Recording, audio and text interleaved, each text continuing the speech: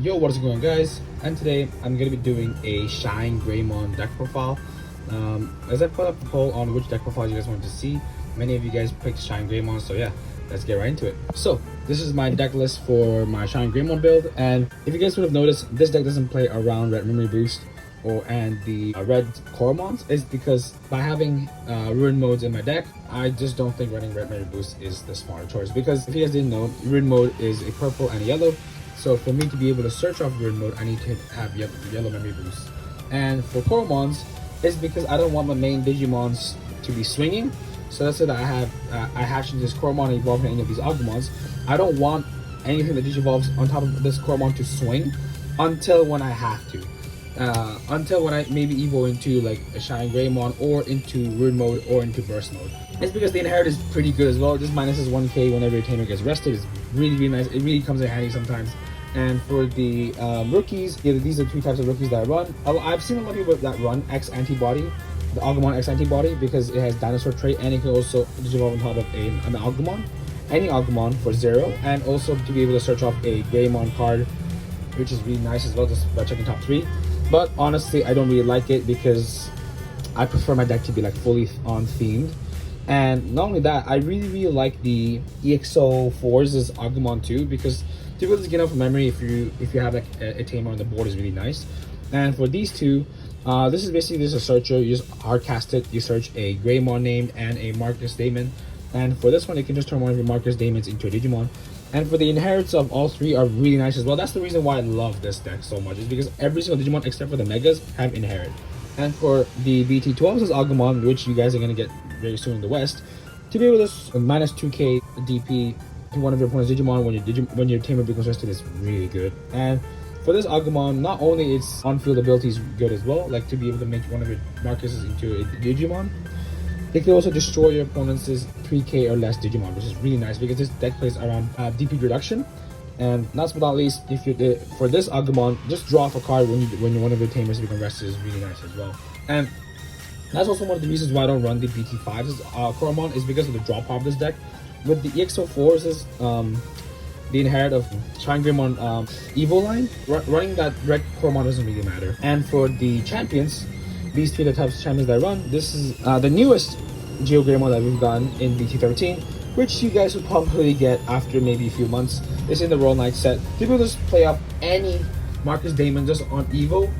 It's basically a TK ability, but instead of adding it to your hand, you just hard cast it. The odds of you hitting a Marcus Daemon in the security, it's kind of high, if I'm being honest, depending on how many Marcuses you run. But for me, just because I want to be hitting it guaranteed, so I want max copies of the Marcus Daemons in my deck.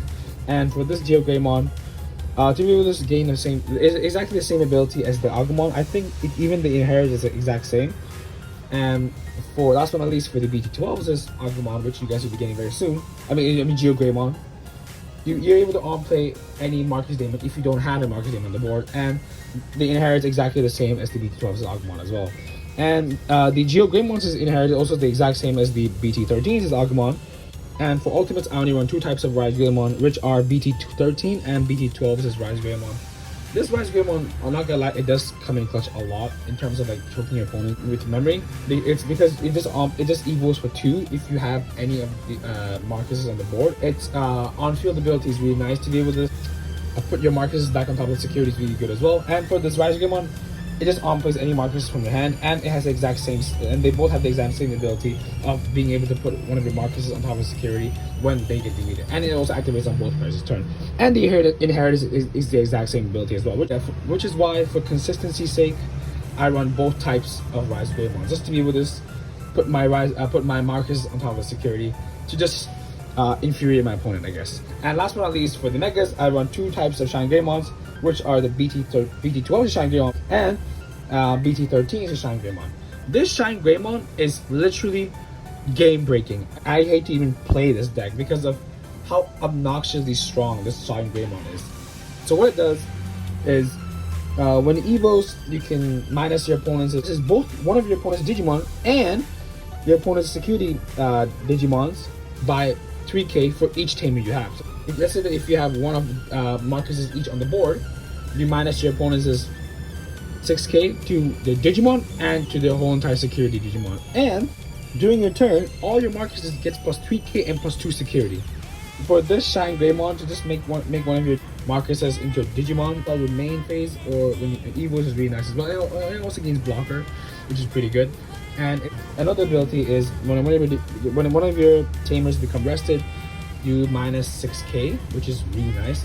It adds an additional ways for you to be able to control your opponent's board, and this deck plays around both aggro and control, which is why I went for the yellow side of the deck. And last but not least, the two solitary cards that make this deck both aggro and control are burst modes and ruin modes. For burst modes, to be able to just Evo for 0 if you bounce in Marcus Damon, and then you Evo on top of Shinegraymon, you can on-play that exact same Marcus Damon that you bounced, or play something else. It gets rushed and it becomes 12k power body, and then when you attack, you melee one of your opponent's security, which is really good. And let's say that for instance, if you evolve into burst mode, you bounce any of these tamers, and then when you on-play them with its effect, you swing, you can trigger any of these twos when rested effect. And yeah, this burst mode is really aggro. But to balance this deck out, for my opponents to just counter this playstyle of a burst mode, they would tend to try to rush me as fast as they can, with small body Digimons on the board. As this deck does have a lot of removals, but then if your opponent is deliberately on-plays Digimons like Jesmons, then this is where ruin mode comes in. Because ruin mode, when you Evo or when it gets deleted, your opponent is the whole entire Digimon minus the 6k until end of your opponent's turn. So what that means is any Digimon that they on-play, they just automatically lose 6k. So if its DP reduces to 0, it goes in the trash. So basically this is deleted. Last but not least, ruin mode has an ability of where at the end of the battle, that attacks, you may delete the Digimon and delete one of the opponent's Digimon, and you can recover one. And if you have a tamer on the board, you can hatch a Digi Egg, just straight up. Like, it's basically an analog boy. It requires a bit more setup compared to analog boy. And yeah, like ruin mode is just like a really nice texture to the deck to just be able to balance and control your opponent's board. And so yeah, these two, I just love them so much. But honestly, if I'm being for real, I may run it because I just love Shinegrey so much, and it kind of feels wrong for me to just run burst modes, because when I watched Data Squad or Sabers, I loved ruin mode a lot, because ruin mode, there was a fight between ruin mode and Mirage Agumon, really it just keeps repeating in my head. And yeah, because of that, like, it's mainly just because of nostalgia, honestly. And last but not least, I'm going to be talking about the tamers. I mean, for the options, I can just go through them real quick. Memory boost, just to be able to search Digimon that has yellow, and to be able to just gain to memory with delay. And Sunrise Buster, on-play tamer from your hand, and for every tamer you have, minus 3k. So for the tamers, this is what you guys are going to be getting very soon in the West, which is the BT12s. This Marcus Damon, which if you have a Greymon or an Agumon on your board and start your main phase, you may pay 1 memory to be able to make this into a Digimon with 3k power. And during your turn, when this tamer becomes rested, you may digivolve into a Greymon card from your hand that's yellow without paying its cost. So yeah, not only is this guy a swinger, he can also help you digivolve into any of these for free, as long as it attacks, as long as it's rested. And I get that a lot because it's an anime reference when he hits. Because if you guys didn't know, if you guys don't watch Sabers, if you guys just play this TCG just because it's fun and has have no connection to the anime, Masaru Daimon or Marcus Damon, the way how he digivolves his Agumon is he has to collect data by punching a Digimon, and then once he connects that punch with the Digimon, he uses that data, digivolves his Agumon. And yeah, it's very nice that they included the anime reference, but it's really broken in the game. And last but not least, this is the newest Marcus Damon that we've gotten, which is the BT13. This is Marcus Damon. So it's a memory resetter, but goddamn, it's 5 cost. And its on-play skill is you may rest this tamer if you want, and its other skill is during both players' turn. When this tamer becomes rested, during your turn, your opponent's Digimon minuses one of your opponent's Digimon minuses 3k power. But if you have a Greymon on the board, I think no Agumon or Greymon on the board, you gain 1 memory. So yeah, it's really nice. It just adds an additional DP reduction. And the way how you want to pair it with Sunrise Buster is, let's say that if you check into a Sunrise Buster or you hard cast Sunrise Buster from the hand, you may play this Marcus Damon, and it already minuses 3k power for each tamer you have on the board. And when you slap this Marcus Damon, once it's on play, you may choose to rest it, and then if you rest it, you minus 3k more power. So it basically adds another stack of Sunrise Busters. Let's say that if I have one of each tamer on the board, and then I check into a Sunrise Buster. So Sunrise Buster triggers first by me on playing this Marcus Damon, and then for every tamer I have, it minuses 3k power. So since I have 3, it minuses 9k, and because this Marcus Damon is on played, I can tap it, and then I can minus extra 3k because of its skill.